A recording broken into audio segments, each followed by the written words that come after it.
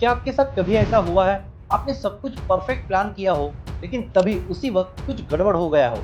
For example आपका सबसे important presentation है, लेकिन उसी वक़्त लैपटॉप हैंग हो गया है। कुछ ऐसा ही हुआ था 1940s में जब यूएस एयर फोर्स एक हाई रिस्क फ्लाइट एक्सपेरिमेंट कर रही थी। सेफ्टी टेस्ट के लिए एक डिवाइस इंस्टॉल करना था, जिसे 2 तरीके से फिट किया जा सकता था। पहला सही तरीका था और दूसरा गलत। लेकिन टेक्नीशियन ने बाय मिस्टेक गलत तरीके से उसे फिट कर दिया। और इस गलती को देखकर इंजीनियर एडवर्ड मर्फी इतना फ्रस्ट्रेट हुए, उन्होंने एक लाइन कह दी, if there is any way to do it wrong, someone will. और यहीं से जन्म हुआ मर्फीज लॉ का।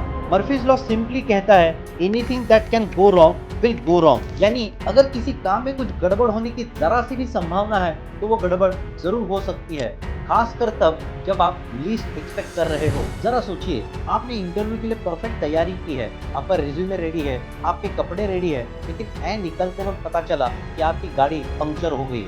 आप ट्रिप के लिए एयरपोर्ट तक पहुंच गए हो, लेकिन पता चला कि पासपोर्ट तो घर पे ही रह गया है। मैं भी एक बार कॉर्पोरेट ट्रेनिंग कंडक्ट करने के लिए एक ऑफिस में पहुंचा, और वहां जाकर पता चला कि पेन ड्राइव जिसमें मेरा इंपॉर्टेंट डेटा और सारी पीपीटीज थे, वो तो ऑफिस के टेबल पर रह गई।